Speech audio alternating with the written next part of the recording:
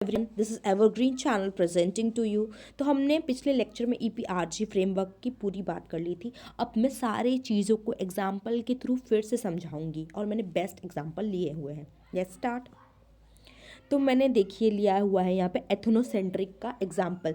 अब यहाँ पे चाइना के पॉइंट ऑफ व्यू से लेंगे। अगर चाइना अपने कंट्री में ये ऐसे लैम्प्स बनाती है तो वो एथनोसेंट्रिक को फॉलो कर रही है, तो वो कभी भी दिया हमारे इंडिया में सेल नहीं करेगी। वो अपना लैम्प ही सेल करेगी। उसे ये कोई नहीं फ़र्क पड़ता कि इंडिया के कल्चर में या इंडिया के लोग ज़्यादातर दिवाली के दिन दिया ही जलाते हैं। वो अपने प्रोडक्ट लैम्प को ही सेल करेगी। तो ये था एथनोसेंट्रिक का एग्जाम्पल।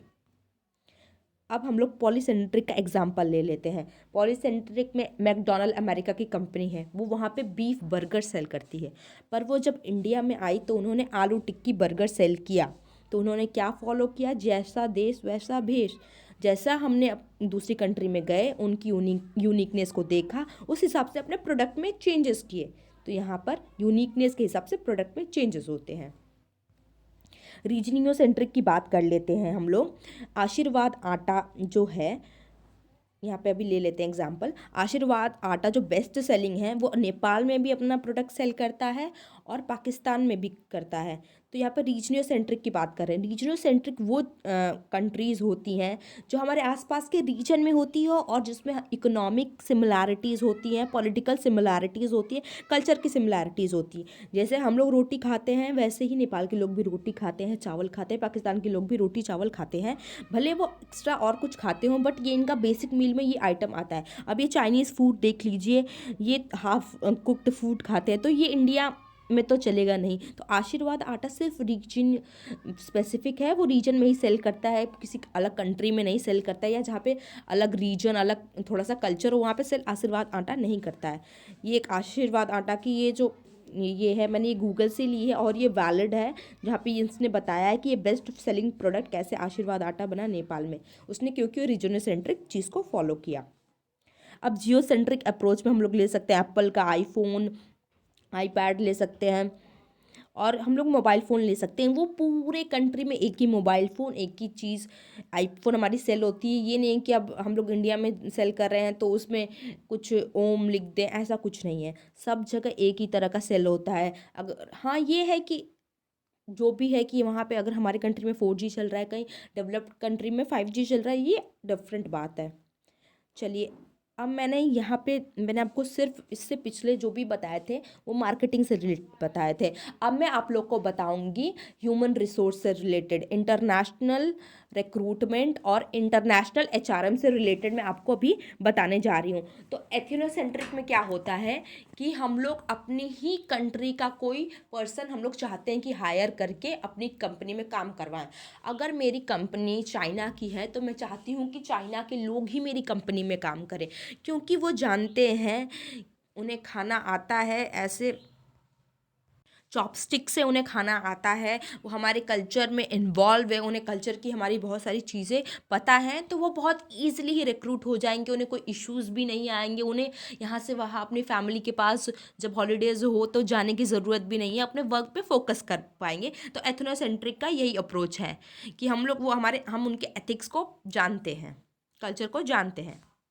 पॉलीसेंट्रिक में क्या होता है कि अगर मेरी कंपनी इंडिया की है, इंडिया में सब्सिडरी है तो वो मेरी ऑस्ट्रेलियन पेरेंट कंपनी है, तो अगर वो ऑस्ट्रेलिया में जब वो पेरेंट कंपनी की तरह से काम कर रही है तो वो ऑस्ट्रेलिया के लोगों को रिक्रूट करेगी वहाँ पे। और अगर उसकी सब्सिडरी इंडिया में है तो वो इंडिया के लोगों को रिक्रूट करेगी। मतलब जैसा देश वैसा भेष, मैंने बताया था कि अगर हम ऑस्ट्रेलिया में काम कर रहे हैं तो ऑस्ट्रेलिया के लोगों को लेंगे, इंडिया में काम कर रही है अगर हमारी कंपनी तो इंडिया के लोगों को लेगी।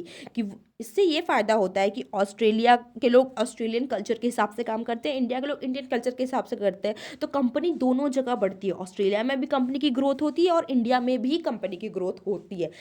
हम कह सकते हैं कि ये दोनों कंपनीज या दोनों कंट्रीज़ का भी ग्रोथ करती है।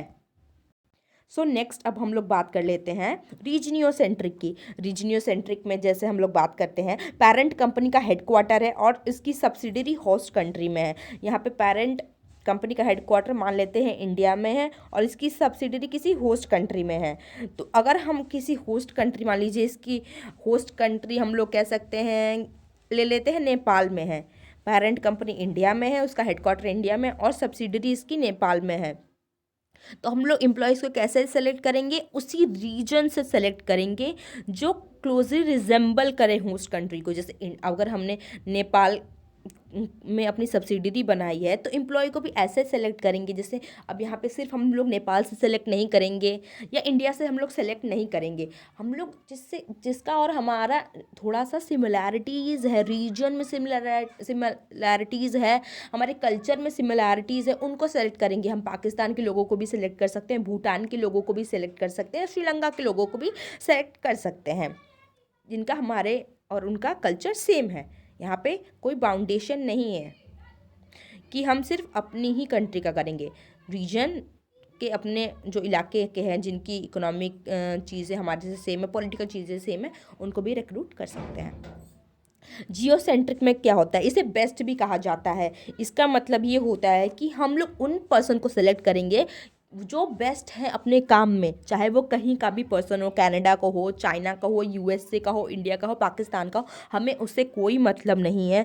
अगर हमारी कंट्री जो हमारी कंपनी है उसकी रिलेटेड कंट्री है या हम कह सकते हैं उसका जो हेडक्वार्टर है यूएस में है, तो हमें कोई फ़र्क नहीं पड़ता कि हम किसे भी रिक्रूट कर रहे हैं। हमें बस चाहिए कि वो पर्सन अपना काम बेस्ट हैंडल करे, चाहे वो किसी भी कंट्री से बिलोंग करता हो। यहाँ पे लिखा है जैसे the geocentric approach uses the best available manager for a business without regard for their country of origin. हमें उससे कोई फ़र्क नहीं पड़ता कि आप किस कंट्री से बिलोंग करते हैं। अगर आप में बेस्ट मैनेजरियल स्किल है तो you are most welcome to our company. In this example the UK parent company uses natives of many country. यहाँ पे यूएस सब्सिडरी है और यहाँ पे यूके पैरेंट कंपनी है। तो पैरेंट कंपनी जो है आपको यहाँ पे लेफ्ट साइड पे है एंड राइट साइड पे यूएस सब्सिडरी कंपनी है। सो यूके की जो पेरेंट कंपनी है वो क्या करती है, uses native of many countries at company headquarter and the US subsidiary. वो अपने हेडक्वार्टर में भी native peoples of various country को बुलाती है और रिक्रूट करती है, और अपने सब्सिडरी जहाँ पे उनकी दूसरे जगह पे कहीं उस कंट्री में है वहाँ पर भी जो बेस्ट होते हैं चाहे वो किसी भी कंट्री से हो उन्हें रिक्रूट करती है। होप आपको समझ में आया होगा। अगर आपको कोई भी क्वेश्चंस है रिगार्डिंग किसी भी टॉपिक की या डिफ़िकल्टीज़ है तो please please please comment box में ज़रूर पूछें, मुझे कोई हर्ज नहीं है बताने में। So that's it now, thank you. Go green means think green and help everyone to spread greenery. That's it, bye bye.